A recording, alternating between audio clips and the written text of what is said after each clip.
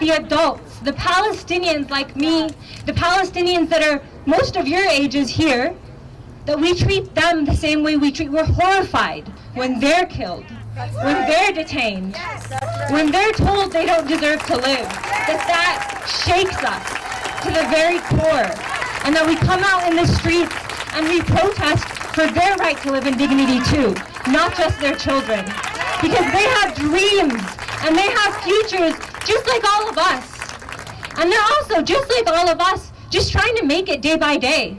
They're thinking about going to school tomorrow. They're thinking about going to work tomorrow. They're thinking about their shitty landlord, just like us, except they're also dealing with a settler colonial project that's trying to erase them, that's trying to kill them. I also want to talk a little bit about the importance of naming our oppressors. Because Israel uses Zionism to justify what it's doing, and it's important to name Zionism. And this is not new. This goes back before Israel established itself in 1948. This goes way back to when Zionism was first established in the late 1800s. And even back then, just like today, there were groups, like the ones here, that were proudly, unabashedly, publicly anti-Zionist and Jewish.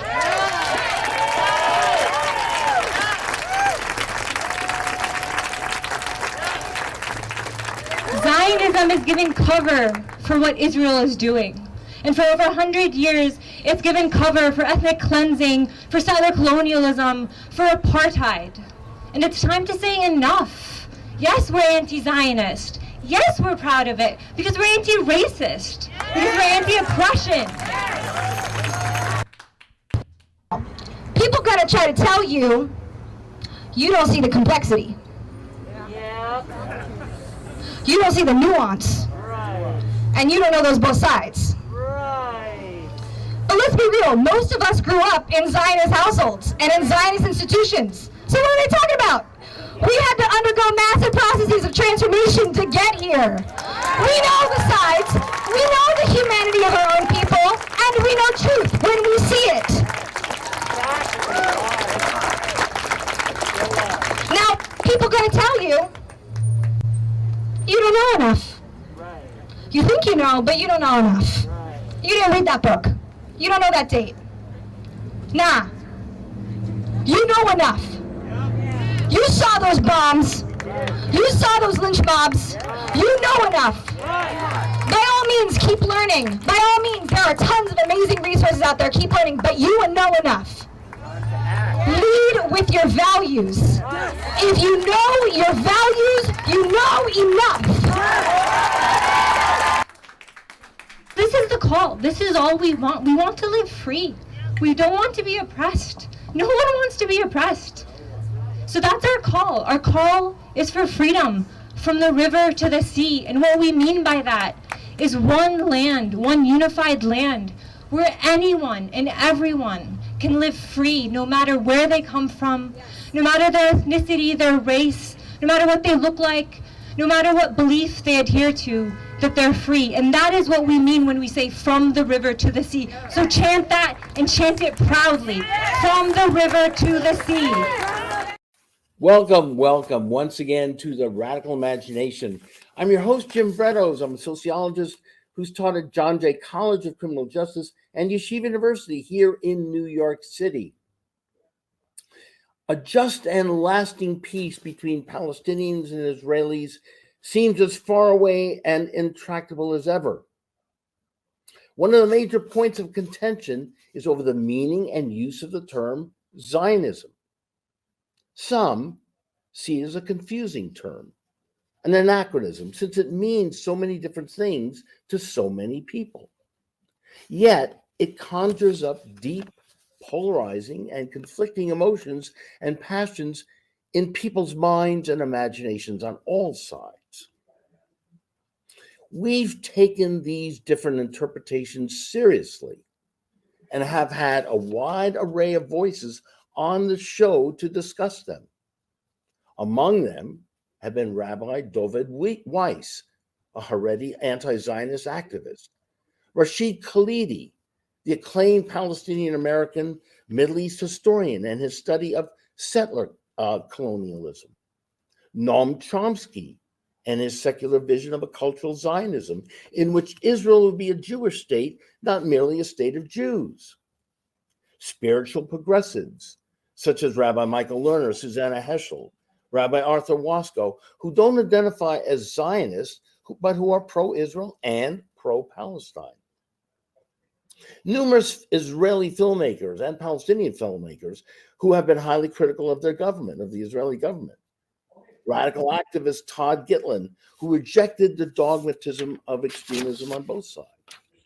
And Dov Kenning, an anti-Zionist Communist Party Israeli politician who is the sole Jewish member of the mostly Israeli Arab Hadash party in the Israeli Knesset. A terrific new book, originally begun as a storytelling and theater project by Jewish Voice for Peace, has recently been published entitled A Land with a People, Palestinians and Jews Confront Zionism. It highlights the narratives of secular, Muslim, Christian, and queer Palestinians in Gaza and in the diaspora. Likewise, it features stories of the transformational journeys of Ashkenazi, Mizrahi, queer, and Palestinian Jews. Their personal stories, voices, history, poetry, art, and visions have rarely been heard. And in that spirit, we're thrilled and blessed to welcome to the show some of the Palestinian and Jewish contributors to the book. Dorgham Abusalim is a widely published writer on international law and international affairs and a graduate of the Graduate Institute of International and Development Studies in Geneva. Riham Barghouti is a Palestinian American activist who lived in the occupied Palestinian territory for 10 years. She's a founding member of the Campaign for the Boycott of Israel and the Palestinian Campaign for the Academic and Cultural Boycott of Israel.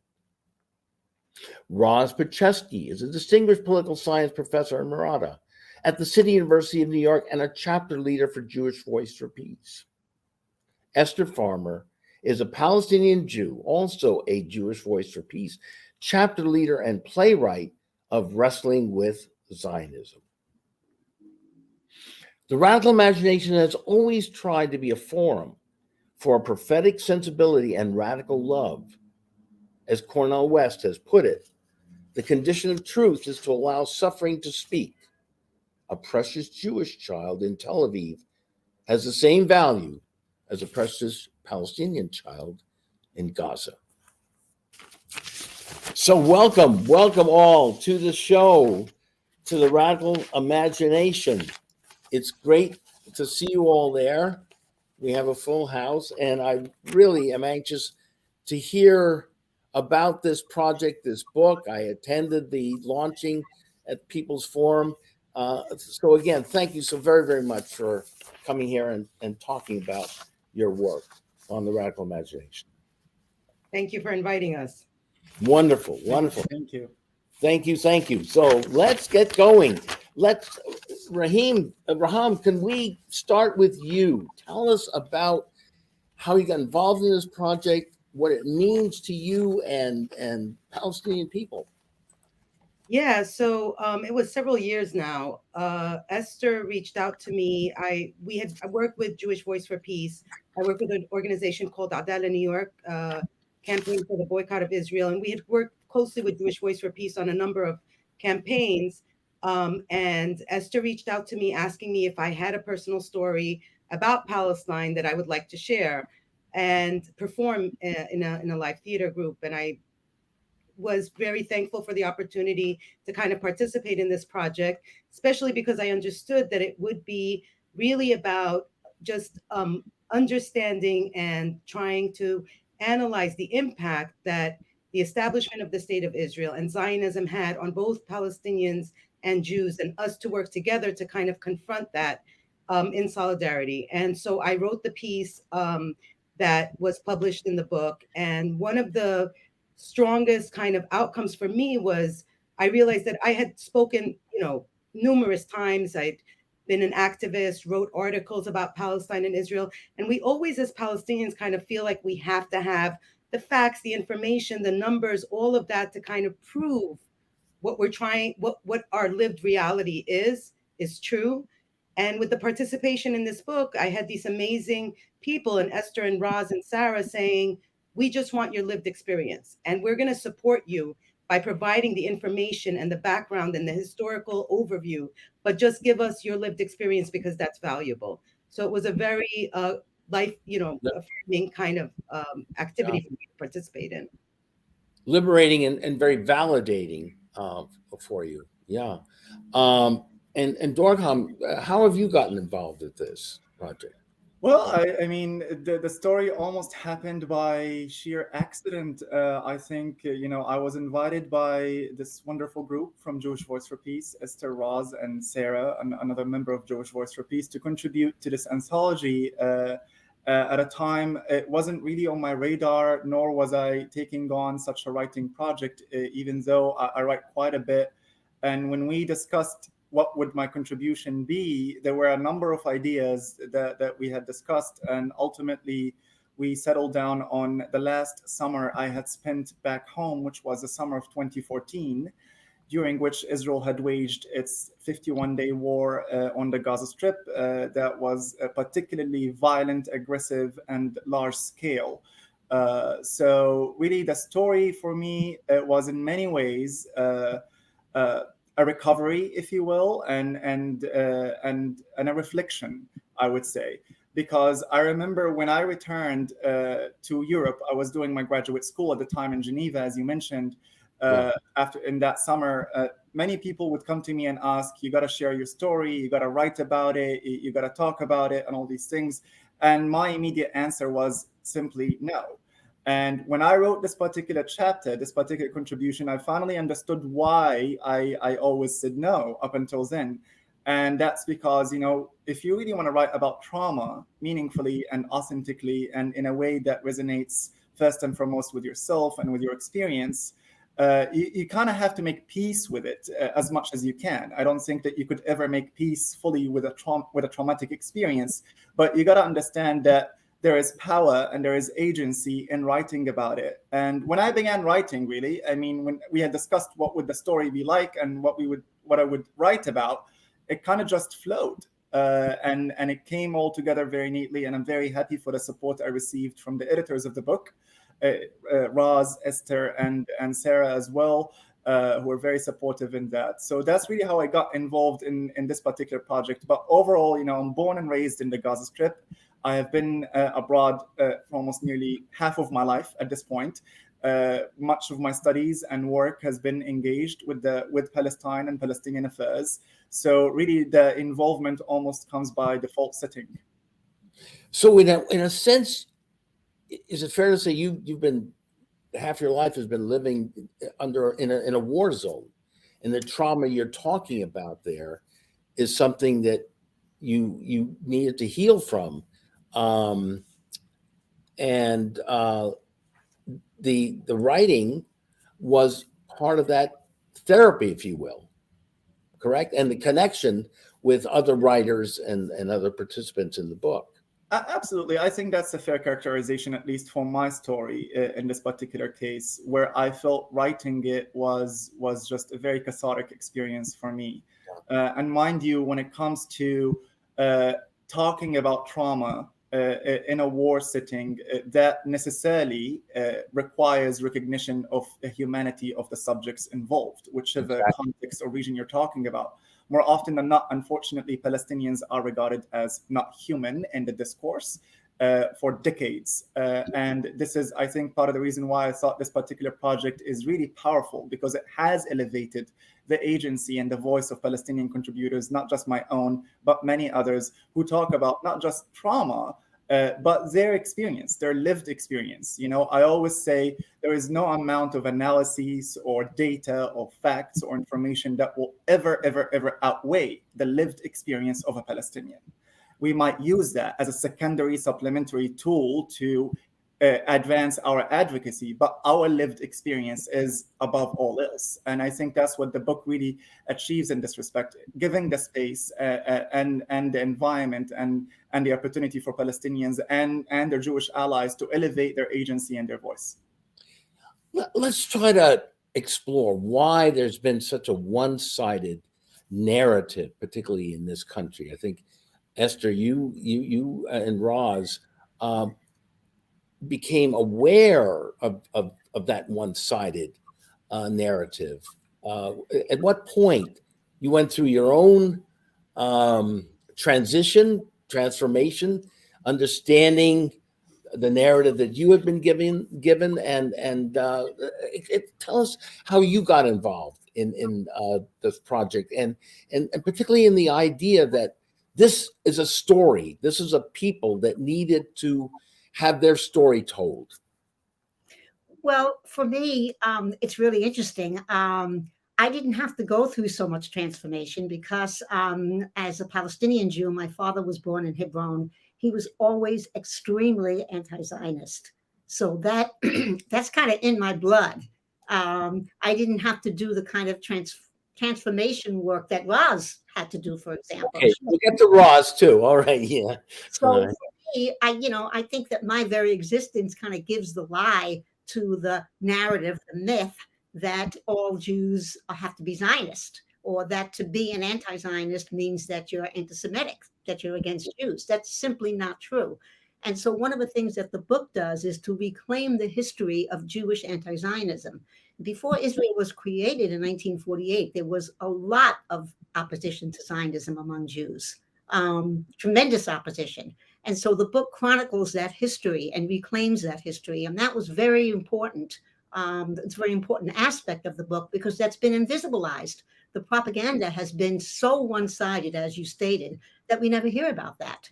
So what we hear is that if you're anti-Israel, you're anti-Jewish. Now, more and more Jews now, especially young Jews, are saying, no way. They don't like that politics. But at that time, when I was growing up, Zionism had a real hold on American Jewry. And one of the things my father would always say was, the Zionists love Israel, but do they love Jews? They don't love Jews so much. So it's kind of interesting right now when you see, for example, what's happening in the Ukraine. It's kind of unbelievable where Israel is one of the few countries in the world who has not said anything about the Russian invasion. And it's even more ironic since the president of Ukraine is Jewish. Mm-hmm. So one example of you're right. He's called for Jews around the world to speak up and support Ukraine. You know what I'd like to ask before we get to Ros and her transformation? Could you tell us a little about the specific type of, or is that a fair question? What kind of Zionism are you talking about? In my opening, I described a number of different varieties. How would you respond to that? Are you maybe talking about settler colonial Zionism? Are you not talking about the secular cultural Zionism that Chomsky is? But tell me what you mean when you talk about Zionism. Yeah, I think it's an important question because what we're saying, and we're saying in the book, is that Zionism as a political ideology, as a philosophy, has always been about privileging Jews. You can't say that it's a democracy if you're privileging one people over another. Now, yes, there are many different kinds of, Jews are famous for polemics. And so there's a lot of argument about what kind of Zionism is the right Zionism or whatever. But certainly what has come out of this is a privileging of one people over another. And when you have a privileging of one people over another, you can never have safety. So even after the horrors of the Holocaust, and Jews are understandably wanting so much to be safe, how can you be safe if another people is being oppressed in your name? It won't happen. If I may ask all of you, and I know we're going to get to Ros too. I had Todd Gitlin on just actually a few weeks ago. He just passed on, but Todd makes a point here. God refrained from using the word Zionist to describe himself, not because he rejected Israel's existence, because he felt the term to be an anachronism. I used that term in the opening. After all, he said the aim of political Zionism, statehood, had already been achieved. So his argument is, okay, let's go further. Now let's talk about the brutality, the violence, the things we want to change in the present state. But to unwrap the entire term now is, as he puts it, an anachronism. It's something that happened. It was basically there for people to organize a movement that would bring about a state and so on. Briefly, would you like to respond? I'm going to jump in and respond to that. Okay. Please go ahead. Okay. Yes. First of all, I mean, just to know a little about me, I grew up in a liberal Zionist Ashkenazi Jewish family in Tulsa, Oklahoma. Okay. Jews were a minority there. And so we clung to our identity, and Israel was a big part of that. And I only learned later, when I was doing a lot of research on the history, how constructed that was. That was intentional. Zionists came and wrote and influenced rabbis all over the Midwest and the Southwest and all over the country. And we were taught that Israel was this beacon of democracy and justice and everything we thought were integral to Jewish ethics. I had an experience at the age of 16. That was in 1959. I'm the oldest person here. I don't know if I'm older than you, Jim, but I'm old. Okay. I was so keen on Israel, and I wanted to go on a trip to Israel with the B'nai B'rith youth, and I begged my parents, and I got to go. It was sort of like birthright today. And I went on this trip, and it was the beginning of the civil rights movement. And the point here is that historical context is everything. So when Esther cites what's going on in Ukraine, we have to be aware of what this moment is. But in that moment, it was the civil rights movement starting up, and I was very much, enraptured by the civil rights movement and became an activist in it. And I was just starting that path, and I go to Israel and I see racism. We weren't even allowed to meet Palestinians. This was racism of white Ashkenazi Jews against African Jews. And I was really shocked. I thought, wait, how did this happen? This isn't what we were taught. And I went home, and in the presence of the rabbis and Jewish elders, I tried to tell what I had seen, and they repudiated me. They dismissed me. And I realized this was a very important moment for me. I became, at that moment, radicalized. I said, wait a minute, there's tremendous hypocrisy here. They are dismissing me not only as a race traitor, but as a know-nothing girl. And it was the beginning of my feminism, and I would say of my anti-Zionism. I was just very lucky. Later on, my mentor in college was an esteemed Palestinian scholar named Riham Barghouti. And then I had students. Riham was my student at Hunter College. Really? Okay. Well, okay. That's right. And Rabab Abdul-Hadi. I learned so much from them. I learned to think differently. And I will talk later when it comes up about the history. In terms of the issue of racism, of course, I'm sure you're all aware, in this country at least, American Jews is in terms of what the one white ethnic group that's been most supportive of the Black liberation struggle have been American Jews. So it's a mixed bag. I think part of the polarization that occurs here is the singling out of Israel among all the nations in the world. I mean, we could look at the history. You're absolutely right, Ros. The historical context is so important. But if you look at the history of colonialism and exploitation and so on around the world, including, as Chomsky said, you'd be boycotting America. I mean, so that's one of the things I'd like you all to sort of. I know you're dealing with your own specific histories, but why just Israel? We don't judge If I may Israel. chime in, Yeah, please, please Yeah. do. Please here do. on 2 points. On your earlier question, Jim, concerning the types of Zionism, I never thought that there were types of Zionism, nor did I ever think they really existed. Zionism is a constructed single political thought with a particular mission that, as you noted, has been to some extent achieved, and that was, the colonization of Palestine. That continues to date, of course. It's an ongoing colonial project. That, to my mind, is what Zionism is. And, as Esther rightly pointed out, it is a matter of privileging one group over another. And to me, the way I think of it really is a perversion of Judaism more than anything else, in my mind.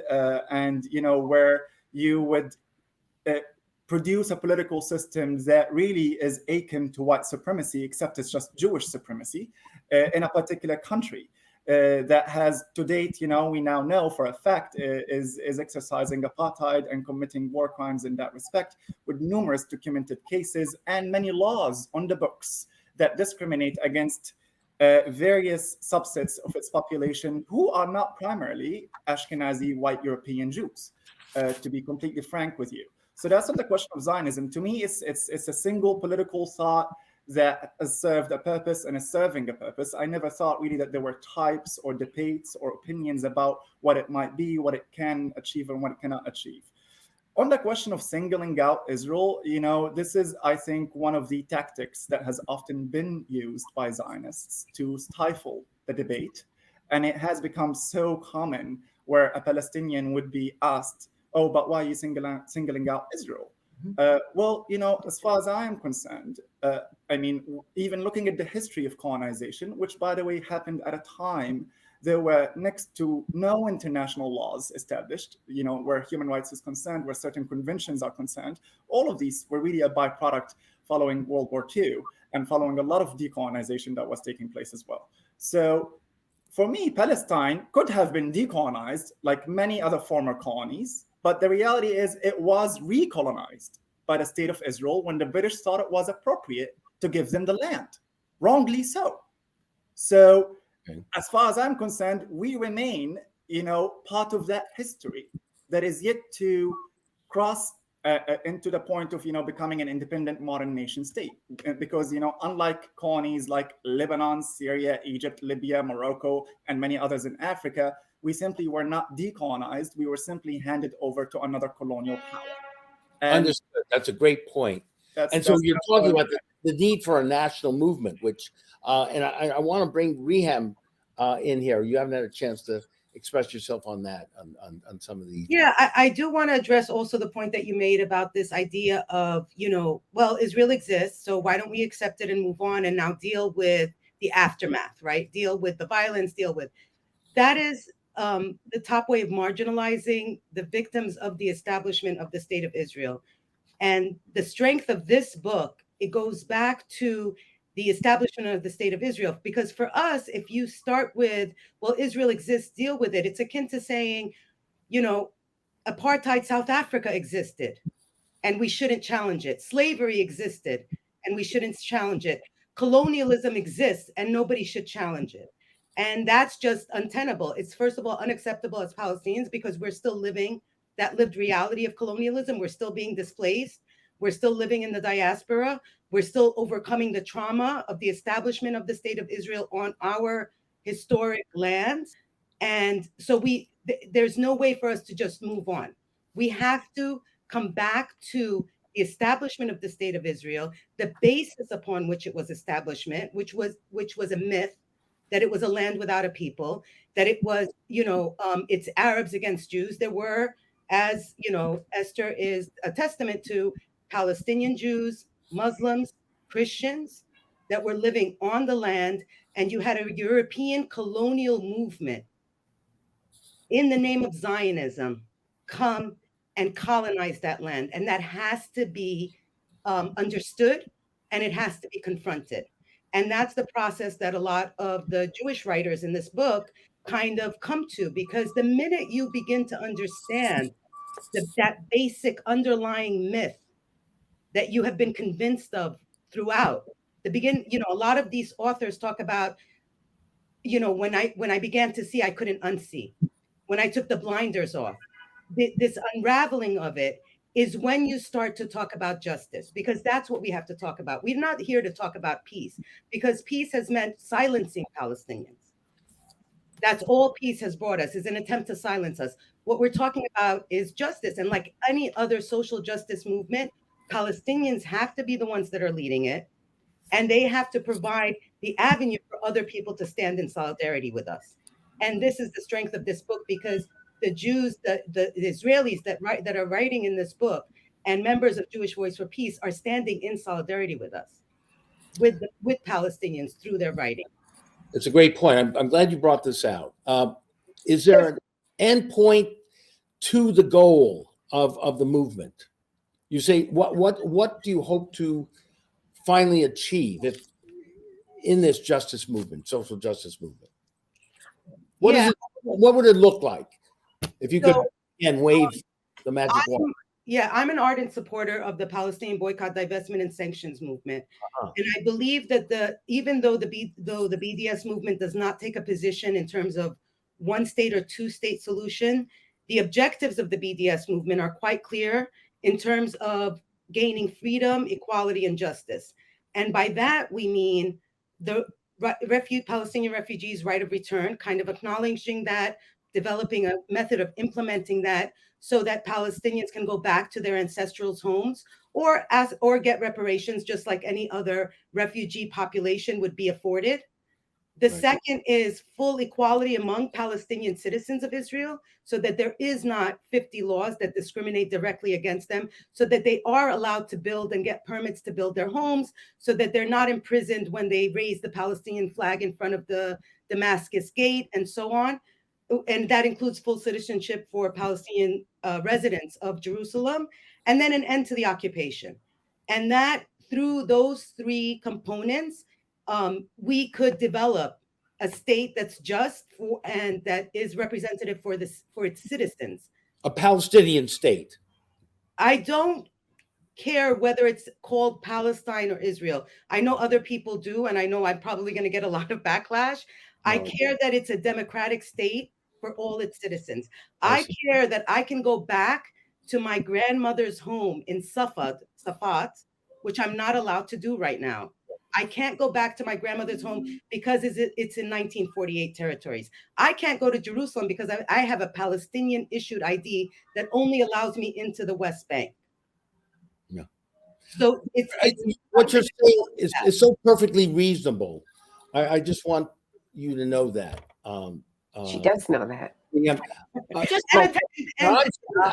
I'm putting my 2 cents in, and actually, I'm just reading from, as you said, Dorgham, your boss here, Rashid, your past boss, Rashid Khalid, would agree with you on so much of this.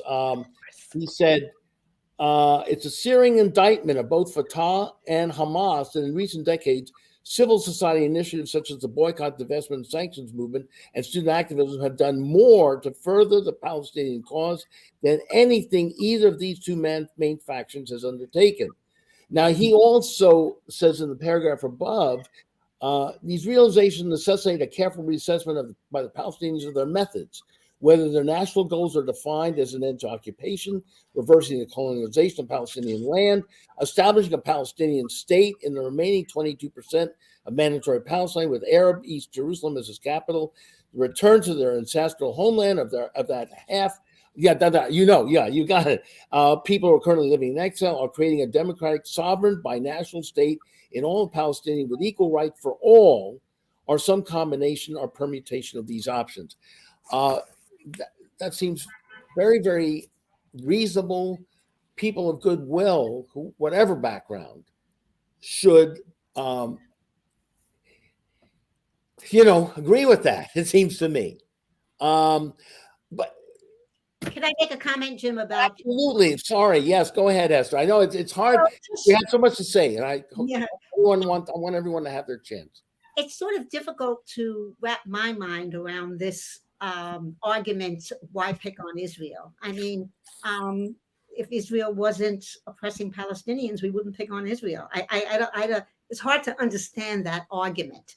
I mean, I've been a social justice, activist my entire life. I was involved in the South Africa struggle, the civil rights movement, on and on. And we're taking on Israel because it needs to be taken on, because this is what they're doing. This is what Zionism has done. And one of the is that I'm sorry. Can I just iterate just maybe a little, and then you'll go right back to what you're saying.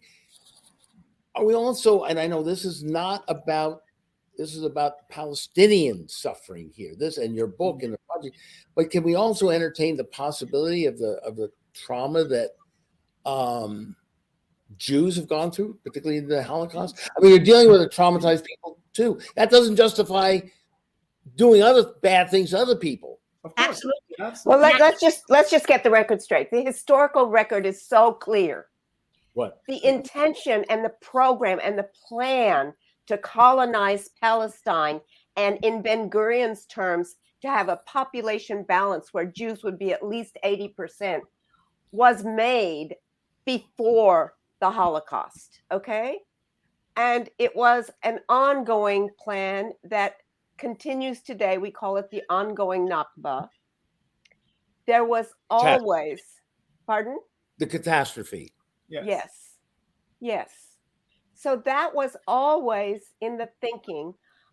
People like Ben-Gurion knew very well that there were lots of people in the land of Palestine. They knew it wasn't empty. Their plan. How many people were there, let's say, in the 1900s? I think it was 450,000 from river to river. I believe that was the number. The indigenous Palestinian people, relatively sparse. Arabs, hugely outnumbered Jewish migrants. Maybe, but we're still a pretty sparsely populated land, right? If I may chime in, the historical estimate, Jim, here is that about 750,000 Palestinians were displaced from their villages and their homes, forcibly displaced during the creation of the State of Israel. That also included at least an estimated 514 villages depopulated and completely razed to the ground. I agree. I was talking about an earlier period. Well, I mean, sure, but I mean, when you look at 1948 and 1947 in these events, and even an earlier period, the population was thriving. Palestine had numerous well-developed towns and cities. It was a trading hub. It was pretty cultural. It was pretty active. But Absolutely. One thing I would want to emphasize here is that even if there was one Palestinian laying claim to the land, I'm not entirely sure what that means for an external colonizer to come in and do it. You know?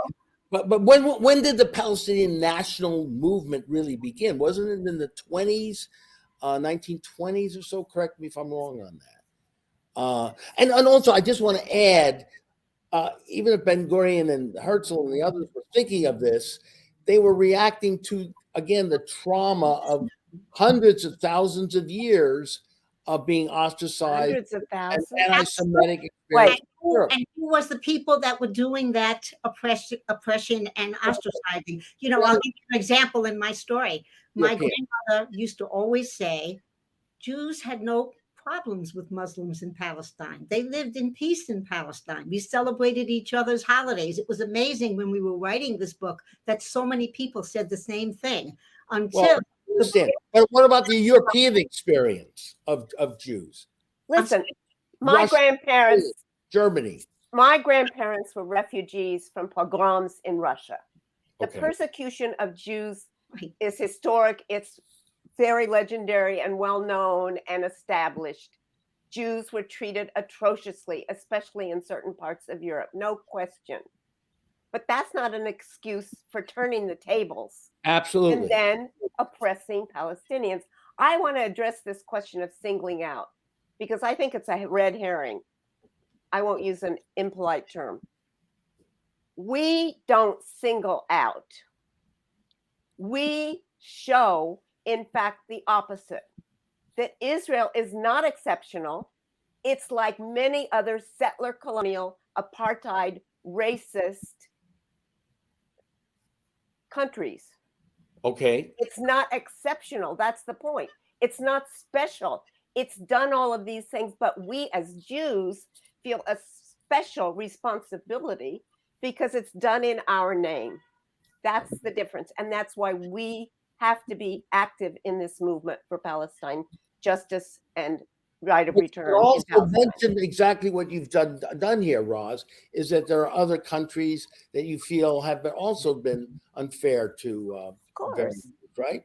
And Jim, if I may chime in on the question of the national movement of Palestine, sure, I mean, many national movements around the world, at least where the modern nation state model is concerned, and certainly during the colonial era and the decolonization era, that's when they really gained steam. And Palestine is part and parcel of that history. But at the same time, Palestine does have a 4,000-year history. In a book well documented by Noor Masalha, for example, I would recommend it to your audience. So, yeah. And similarly for the Jewish people, whose connection to Palestine is indeed historic, but the nationalized Zionist version of it is just as recent as the Palestinian national one, probably. So again, these questions, I would just be wary of, them as tactics really more than anything else to avoid the fundamental question. At the end of the day, the creation and to divide people is what you're saying too. Yes. Palestinians and Jews. Because at the end of the day, the creation of the state of Israel, Zionism, necessitated by default, by design, the catastrophe.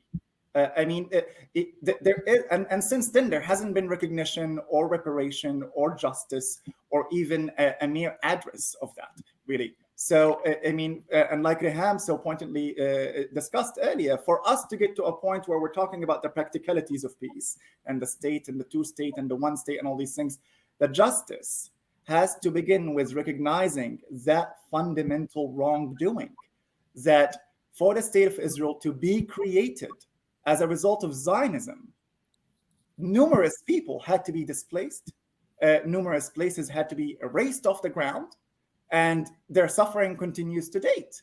So really, that's where the crux of the problem begins for us. Where the Holocaust is concerned, this Palestinian here, of course, condemns that history and that tragic nightmare that many Jewish people have gone through. But, as Ros has said, it's no excuse to turn the tables. Of course not. Because if that were the case, we really wouldn't be ridding of conflict around the world, right? So it's important for us to really understand the fact that ultimately, where Palestinians are concerned today, it really, for us, begins with that wrongdoing, I think, and that it needs to be recognized and resolved and addressed in numerous ways that many Palestinians have been, advocating for decades.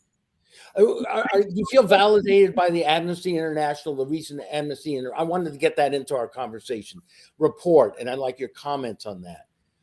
That should, who wants to take that up? I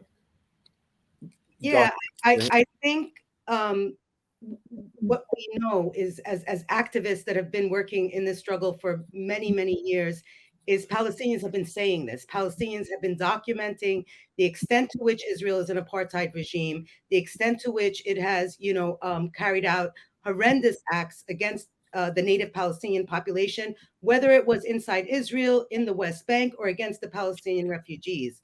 I find it very difficult to deal with the Amnesty report because on the one hand, I want to say to everybody, Amnesty International is presenting this report. It's documented. It has all of the provisions. It has that information. So do you believe us now? And on the other hand, I also want to say Amnesty actually, is also still maintaining this essential rightness of Israel to exist, but just asking it to end its apartheid activities, as if apartheid is not one of its essential components in its establishment. So it's kind of a very difficult situation. The Amnesty International report is welcome because we know that people will listen to it more than they will listen to Palestinian or even Israeli rights organizations. Yes. But at the same time, there are limitations to the report. And they don't acknowledge settler colonialism. They don't see that the state of Israel is a settler colonial state. This is another way of saying what Riham said more eloquently. Its very founding is a kind of wrong. I get it. Help me understand this in really plain terms here.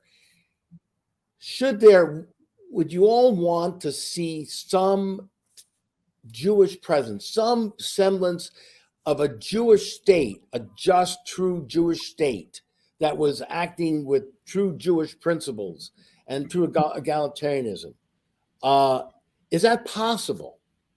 Well, one of the things that we tried to do in this book is to tell our stories, because stories are really powerful ways of communicating. You can argue about politics. A story is a different thing. It's a person's lived experience.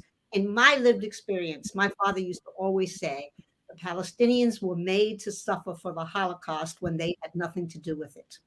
And one of my grandchildren had said to me, I don't understand, Grandma. Why Palestine? I mean, if anything, if you were going to turn the tables, it should be Germany. Take over the land in Germany. Why are the Palestinians suffering for this? My father was one of those people who had the courage to say he didn't think that a Jewish state was necessarily going to be helpful to anyone, including Jews. In fact, he would say, Jews are nomads. We take culture everywhere. Why does there need to be a state? So I think that's a very important question. I don't know. I don't know the answer. It's not like I don't understand that after World War II, Jews were looking for safety, but Israel has not made Jews safer. And let's not ignore the fact that the United States has a lot to do with this. It's not just Israel. We have been paying $3.8 billion a year for Israel to do this to the Palestinians. We built the Israeli army. That's an outrage. How can we be for revolution or, the people who are making Molotov cocktails are now heroes in the Ukraine, but stone throwers are terrorists. This is what the narrative has produced. And in my opinion, and our opinion in this book, it has affected Jews very negatively. Jews were always the people who said in my growing up, never again means never again for everybody. So if we're really interested in safety, what we need to do is promote more solidarity, such as this book, so that we can live in peace. There will be no peace unless we have that kind of solidarity. So, And Ukraine and Russia show us the absolute fallacies of ethno-nationalism. States are products of ethno-nationalism, of racism. They're born out of that. We are living in a period that shows nakedly that ethno-nationalist states are hopeless. They'll never be safe for anyone. They just create war. And it was a tragedy, I think, that Jews decided they had to get on the settler colonial nationalist bandwagon like other states and be like other states if they were going to be legitimate people, recognized as human beings. There were Jews who didn't agree with that. Martin Buber, the philosopher, he said this is going to result in war and violence and death. And so it wasn't unanimous, as Esther said earlier. And I think that's tragic. I think that's a really important point, because let's question that statement. I mean, and I think that this is a really good rule of thumb for people. What would you say if somebody asked, is it necessary to have a white country to make sure that whites are safe because now they're becoming a minority in the world and they feel like they're being marginalized, right? Or put that to any other component and think about it for a second. When we as Palestinians say we want equality, we don't want just equality among Palestinians. We want equality among the people that are living in the land. In the area there. And are there, as in addition to anybody that was displaced as displaced refugees, because they have the right to return. And that is an internationally sanctioned right. It's a moral right. It's a historic right. So if we have to think about it, I think we reinforce this kind of feeling. There's more differences among Palestinians than there is between certain Palestinians and certain Jews or certain Israelis. Yeah. And I remember I was active when I was living in Palestine, I was active in the administrative detention campaign. So my uncle was arrested by Israel and held under administrative detention, which meant he was held for 6-month periods without charge or trial. So, and that they would keep on extending it. And he was the longest held administrative detainee at the time of this campaign. And we were working with a lot of progressive Israelis, anti-Zionist Israelis, that wholeheartedly believed were opposed to administrative detention, but also opposed to the other violations that Israel was carrying out. And at one point, we were having a discussion, and we kind of said, well, maybe we should just give Jerusalem to all the religious ones, religious Jews, Muslims, Christians. Let them work out whatever their religious issues are with Jerusalem. And let's take, Yafa and Haifa, because we want to be by the sea. We want to all, be living by the sea. And it just kind of, this is what this book does. It kind of unpacks this dichotomy of Jew versus Arab, Muslim versus Christian. That's not what the establishment of the state of Israel is. And that's not what the struggle is about. It's not whether or not there should be a Jewish state. It is what type of state people that believe in social justice want to create, whether they are Muslim, Christian, Jewish, Buddhist, atheist. It does not matter. What kind of world are we trying to create? We work on that struggle here in the United States to end a lot of different types of racism and the impact and the historic impact of colonialism that this country has. All right. And we work on that in Palestine because these are the areas that impact us. This is the places that we live. This is the people that we are. So I think if you just try the narrative and apply it to any other group, you'll find it very problematic when you ask that question. Yeah. You know what? We're really running out of time. Maybe a minute more. You said that so well, so in such an articulate way. I'm with you on this, and many in our audience. If you could reserve me a place near the sea, though, I'm a ski. No, not a ski. I'm a beach bum, basically. So okay. I'll take that. Listen, we've got. On that note, I do you want to say who wants the final word here? We were over time a little bit, but Dorgham, do you want to? I would say one of the editors should have the final word, probably. Okay, please do. Yes, tell us how we can buy the book and so on, and reach you and so on. Please do that. Thank you, Dorgham. So, Esther, you want to tell us? You can buy the book. It looks like this. Land with the People. The publisher is Monthly Review. If you just go on their site, you can get it from there. It's both wonderful stories, some stories that you've never heard before, put in a historical context. We have an amazing history that Ros has written, and an incredible foreword by Nora Ericott, who talks about the difficulty of Jews and Palestinians working together, what kinds of dynamics come up, and how this is a book that's fundamentally different from the usual kind of dynamics that go on. So we're very proud of that. We totally want you to read this book, whether you know it and you should be. It is. It's really an important work. And thank you so very, very much. I wish we had more time. We should do this again. I think we've come a little closer to that world of justice we're all wanting to have. So thank you again, all very, very much for being on the Radical Imagination. Thank you very much. Thank you. Appreciate it. Thank you so much. Thank you so much. And thank you all so very, very much for watching us this week on the Radical Imagination. See you next week on the Radical Imagination.